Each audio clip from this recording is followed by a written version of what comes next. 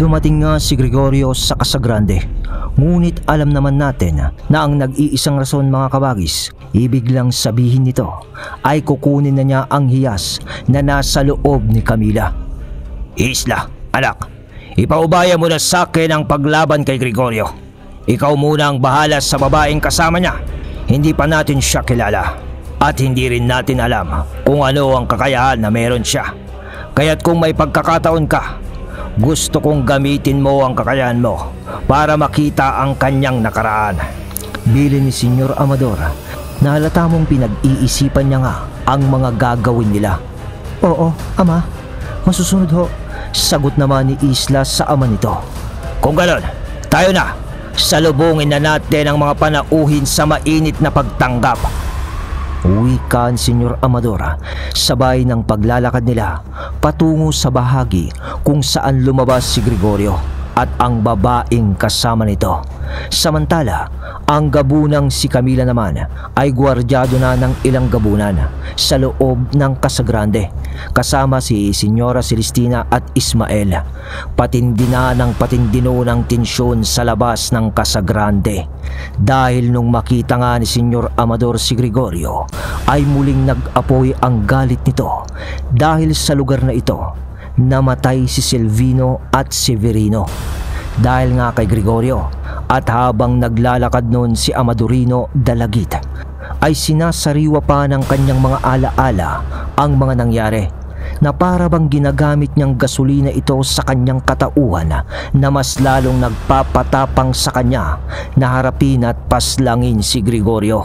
Samantalang si Isla ay nakatuon na ang pansin sa babaeng kasama ni Gregorio na nakasuot din ng itim na damit. Nagulat na lang si Isla nang biglang nagpalit ng anyo ang babaeng iyon bilang isang sinaunang gabunan din. Bagay na ikinabigla nito. Nanlaki din naman ang mga mata ni Senyor Amador sa nakita niya. Ngunit, Amadorino! Akin! Akin na ang iyas ko! Sigaw ni Gregorio. Hawak ang sibat nito at sumugod ng pag-atake. Sinalubong naman ni Amador ito ng kanyang bakos na banal at sasalpukan ng dalawa. Sinangga ni Gregorio ang bakos ng kanyang sibat, ngunit agad na pumulupot ng bagya ang bakos. Sabay mabilis na lipat ni Amador ng pagkakahawak niya sa bakos na banal sa kanyang kaliwa at sapak nito ng malakas kay Gregorio ng kanan niya. Napaatras noon si Gregorio dahil sa suntok na pinakawalan ni Senyor Amador, ngunit hindi naman ito natumba sapagkat nakahawak pa rin ito sa kanyang sibat na napuluputan ng bahagya ng bakos na banal. Ngunit agad naman na pinawalan ni Senyor Amador ang pagkakapulupot ng bakos sa sibat ni Gregorio, sabay lipat ng mabilisan ng bakos na banal sa kanan nitong kamay at hampas niya ng sunod-sunod sa katawan ni Gregorio. Parang latigong bakal noon na tumatama sa katawan ni Gregorio ito. Kahit anong maging tangan mo pa na karunungan, Gregorio, ay hindi mo ako kakayanin sa kumbate dahil isa akong dalagit! Sigaw ni Senyor Amador na may pride sa sarili. Samantala, habang naglalaban ang dalawang lalaki, pagkakalmutan naman ng dalawang sinaunang gabunan na babae na yung isa ay palaisipan pa rin kung sino nga. Nang natumba si Isla, sabay tinalon siya nung kalaban niya sa kanyang pagkakahiga sa lupa na nakaamba naman yung malapunyal na kukunon na isasaksak sa dibdib ni Isla. Ngunit talsik naman nung lalang dahil sa naunahan naman siya ni Isla ng pagsipa. Sabay bangon ni Isla at labas ng itim na pakpak nito at biglang habol niya gamit ang kanyang pakpak sa babae habang nasa ere pa lang iyon at dagdag pa niya ng mabigat na pagkalmot sa lalang habang nasa ere pa lang ito, dahilan na mas lalong napalayo ang pagtalsik ng babae. Samantalang sa palibot naman nila sa buong lupain ng Casagrande ay nagsilabasan pa ang ilang uripong aswang ni Gregorio sa portal na linabasan nila ng babae. Pero nandyan naman ang mga gabunan ng gubat lawig na kalahi ni Isla. kaya sila na rin ang humarap sa mga yun at dito na nga ay nagsimula ang muling malawakang laban sa lupain ng Casagrande. At habang nagbabakbakan naman si Gregorio at Amadora ay biglang nakaramdam noon si Gregorio ng parang pagpapahiwatig ng hiyas na nasa loob ng katawan ni Camila. Sapagkat bigla na lamang nagbaga ang mga ugat sa katawan ni Camila, sabay parang nawala ito sa wisyo at naglakad na lamang ito sa loob ng Casagrande na parang lalabas na kasabay ng pagkukulay ningning baga ng kanyang mga mata. Ano nangyayari? Ano nangyayari? Komento pa ni Senyora Celestina habang kalong-kalong nito si Ismael. Camila! Camila! Tumigil ka! Uwi ka ng isang gabunang bantay nito. Ngunit biglang nagpalit ng anyo si Camila bilang gabunan, sabay hawi nito ng malaking braso sa umaawat sa kanya. Nanalsik iyon, kaya naman tumulong na ang ibang gabunan na nagbabantay dito. At sa labas naman ng Casagrande, natigilan noon si Gregorio, sabay distansya niya kay Amadora. Nandyan na! Nandyan ang hiyas! Salita nun, sabay lipad nito at pag-iwan kay Senyor Amadora. Doon lang lugi si Senyor Amadora sapagkat hindi nga nito kayang mamayagpag sa ere. Ngunit napangisi lang naman noon si Senyor Amadora, sabay paghigpit ng hawak niya sa kanyang bakos na banal. Habang papalayo na sa ere si Gregorio, ay sinambit nito ang katagang kadena ng langit. Uwi ka niya at paghampas nito ng bakos na banal sa lupa, ay bigla na lang bumulusok si Gregorio pababa ng lupa na para bang naisama ito sa paghampas ni Senyor Amador ng bakos na banal. Malakas ang pagkakalaglag ni Gregorio na para bang may humatak sa kanya pababa. At sa pagbangon nito, hawak ang kanyang sibat. Anong nangyari? Uwi ka niya. Samantalang naglalakad na noon si Senyor Amadora papalapit sa kanya na nakangisi nang mapansin naman ni Gregorio. Ano? Salita ni Gregorio ng pagkagulat nang makita niyang isang imahe ng kadenang napakahaba ang nakapulupot sa kanyang sibat. At nang sinundan pa niya ng tingin ang haba nito, ay nakita niyang nakadugtong yun sa bakos na banal ni Senyor Amador. Dahil lingid sa kaalaman ni Gregorio na nung unang salpukan nila ni Senyor Amador sa bahagyang pagpulupot ng bakos na banal sa sibat nito, ay linagyan pala ni Senyor Amador ng selyo ang bakos at ang sibat para igapos ito sa kadena ng langit. Dahil alam ni Senyor Amadora na hindi iiwan ni Gregorio ang sandata niyang iyon. Alam kong lugi ako sa iyo kung gagamitin mo ang iyong kakayahan na lumipad. Kaya mas maganda siguro kung manatili ka na lang dito sa lupa, Gregorio. Kung ang tingin mo ang anak ko lang ang kayang tumalo sa iyo, ay nagkakamali ka na mula nung pumasok ka sa lupain ko. Dahil nakakalimutan mo ata na may karunungan din ako ng puting libro namin na pwedeng pumaslang sa'yo. Salita ni Senyor Amadora, sabay takbo nito at ataking muli kay Gregorio. Pansamantalang putulin natin ang eksenang ito dahil samantalang habang nagaganap ang labanan sa Casagrande. Anong gagawin natin, Senyor Micael? Tanong ng pangil ng kanluran habang nasa La Carlota pa lang sila. Natigilan noon si Micael ng bahagya at lingon kay Lucero at sa lahat, hanggang sa maya-maya pa ay, humawak kayo ng mabuti. Mas maganda siguro, Senyor Lucero, kung hawakan mo na lang ang kamay ni Senyorita Matilda. Baka mahilo siya sa gagawin nating biyahe. Wika ni Kaela habang nasa harapan siya at nakahawak sa magkabilaan nitong balikat si Senyor Lucero at Ingkong Yamada, at nakahawak naman si Ginoong Pipito sa balikat ni Yamada, at hawak naman ni Senyor Lucero sa isang kamay nito ang kanyang asawa. At dumating din dito si Isagani na nakahawak na rin sa kabilang balikat ni Lucero. Nakasama nga ni Matilda na pumoroon. Hindi lang ito nakapasok sa ulahing. Ayos na kami, Senyor Mikael. Wika ni Lucero. Tumangulang naman nun si Mikael. Sabay sugat niya ng bahagya sa kanyang daliri gamit ang punyal nito. At pagpatak ng dugo niya sa lupa, Astrabilose.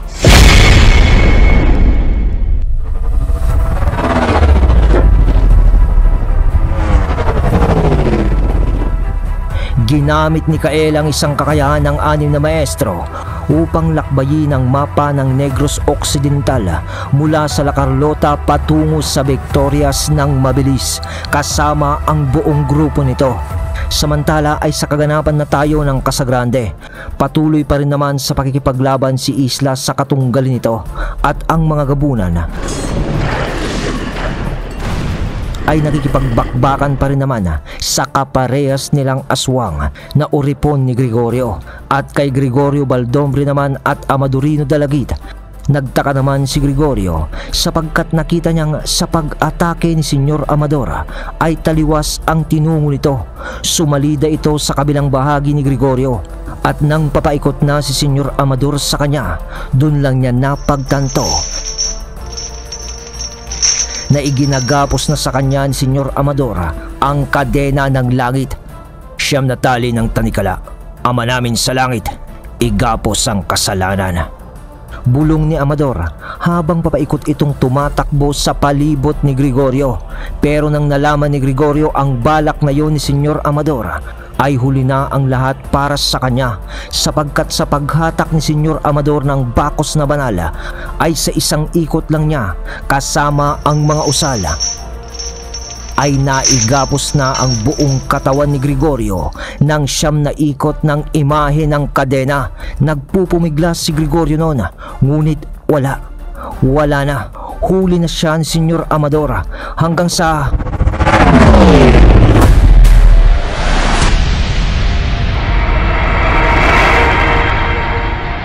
bigla namang lumantad si Kael mula sa kawalan gamit ang Astrabilose. Sa bilis nila ay wala na tumpik pa.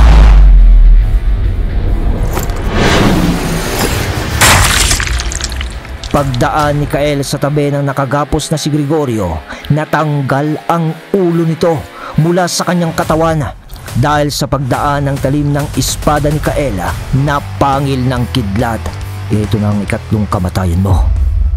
Wika pa niya habang padapu pa lang ito sa lupa. Samantalang tumilapon naman ang babaeng kalaban ni Is sa biglaang pagsapak ni Lucero dito. At wika pa niya ng, hindi ako pumapatol sa babae, pero kung ang papatulan mo ay ang kapatid ko, kasali ka na sa papatulan ko. Wika ni Senyor Lucero. Isla, bakit sinaunang gabunan ng isang to? Kagaya natin. Nakita mo na ba ang nakaraan niya? Hindi ko pa nakikita, kuya.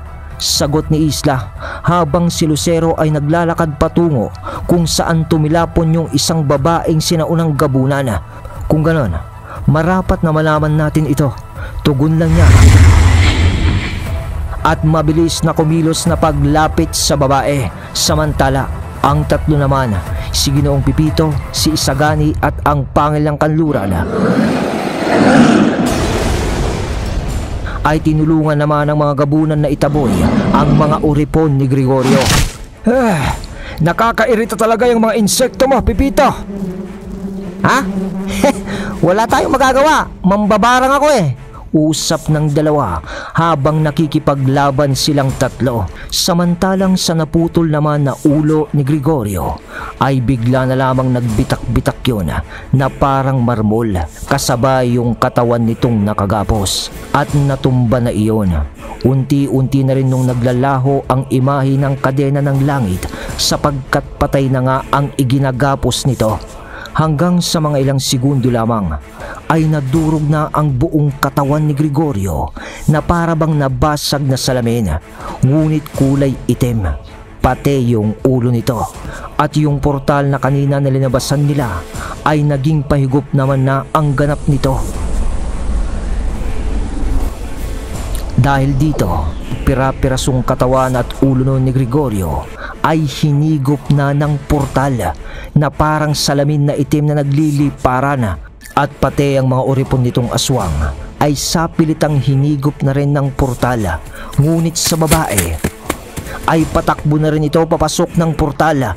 Pero hindi ka makakatakas, wika ni Lucero kasabay ng pagkakahawak nito sa kamay noon. Nagpumiglas yung babae, ngunit wala itong magawa sa lakas ni Lucero. Isla! Sigaw pa niya. At biglaan naman na pagdating ni Isla sa tabi ng kanyang kuya. Sabay hawak din ni Isla sa isanong kamay upang di na makapalagpa. Sabay gamit ni Isla ng kakayahan nito na bumasa ng nakaraan ng isang lalang.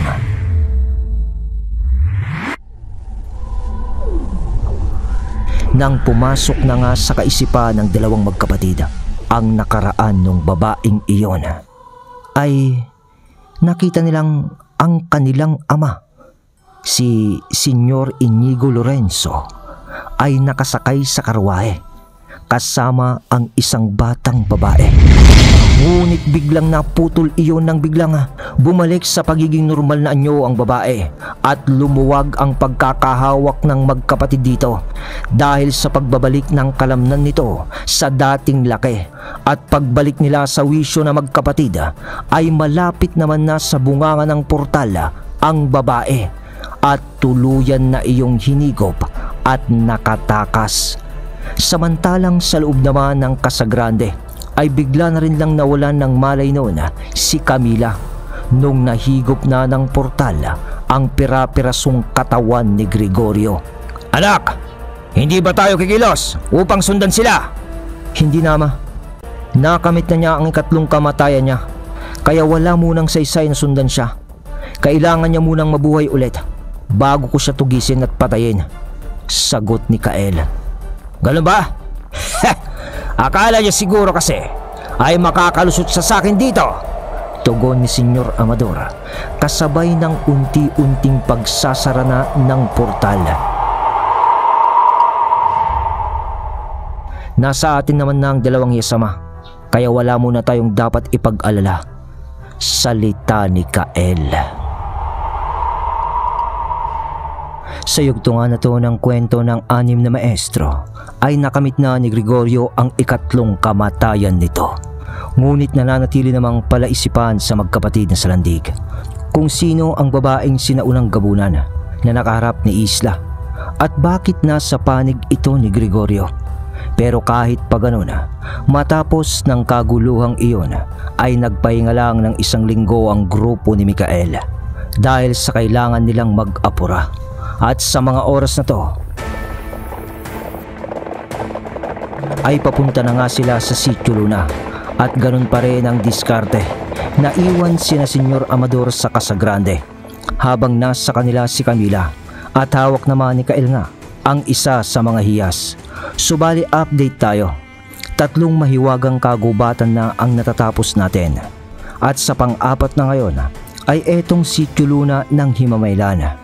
At ang pinagtataka lang naman nila Kael ay kung bakit ala pa ito kay Gregorio. E di ba nga, teritoryo ito ng mga lumantao na kaalyado ni Gregorio dati, si Senyor Erlan. Ngunit namatay na ngayon sa gubat si Leona. At sa impormasyon na nakalap naman nila Kael bago sila pumunta dito ay kasalukuyan pala ang laban ng mga magkakamag-anak din na lumantao para sa titulo ng paghawak ng Hacienda Lumantao. At ayon kay Ingkong Yamada ay maaaring sa mga lumantao din nakatanim ang isa sa hiyas ng Irahel. At sa ilang araw nilang paglalakbay na 4, si Senyor Lucero, Mikael, Yamada at Ginoong Pipito ay narating na nga nila ang Sitio Luna. Alam na nila ang lihim na lugar na ito. Di ba nga kasi ay dito nag-umpisa na magkaroon sila ng mga ideya noon sa mga libro. Pero dahil nga lang sa panlinlang ni Erlan Lumantao, ngunit ang di nila inaasahan ay ang madaratan nila sa Sitio Luna. Dahil sunog at durog na ang lugar na iyon. Sira-sira na ang mga dating bahay dito at yung iba ay abo na lamang kung iyong titignan. Ano kayang nangyari dito? Mukhang grabe ang nagaganap na hidwaan sa pagitan ng mga lumantao, komento pa ni Lucero. Tara na, tignan natin kung gagana ang 2 libro dito. Wika naman ni Kaela, kasabay ng sunod-sunod na pagbaba nila sa kani-kanilang mga kabayo. Nung habang iniikot na nila ang sira-sirang Sitio Luna, tahimik ang paligid. Maliban sa tunog ng mga nababaling kahoy sa ilalim ng kanilang mga paa na kanilang naaapakan. Ang paligid ay bahagyang tila binabalot ng isang masinsin at malamig na ulap na nagbibigay ng kakaibang enerhiya o kaba. Ano kayang nangyari dito? Tanong na bulong ni Kaela. Sabay tumigil ito ng sandali at sinipat ang mga bakas ng pagkawasak. Mukhang matindi nga ang laban na nangyari dito. Dagdag pa niya. Nang si Ingkong Yamada naman ay napansin ang isang bagay sa lupa. Ano to? Anya, nang matamaan ng isa niyang paa ang isang bagay. At yumuko ito. Sabay dinampot ang isang piraso ng basag na palayok na tila may nakaukit na kakaibang simbolo doon. Parang konektado ito sa mga simbolo ng libro. Salita pa niya. Nang pagkahawak niya sa bagay na yon,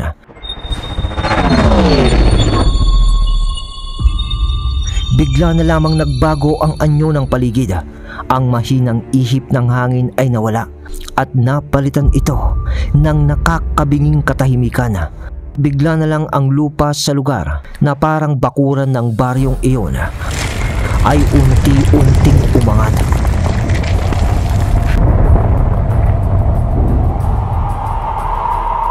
Ang mga abo at alikabok ay tila may sariling buhay at nagsimulang magsama-sama sa gitna. Huwag kayong kikilos. Wika ni Kael habang binubunot na ang kanyang punyal. At sa harap nila, nabuo ang isang bagay mula sa abo. Isang altar na yari sa bato. At sa gitna ng altar na yon ay nagningning ang isang pulang liwanag. Tapos ay dahang-dahang lumitaw ang isang hiyas na hinahanap nila. Isang kristal na kumikislap sa gitna ng dilim.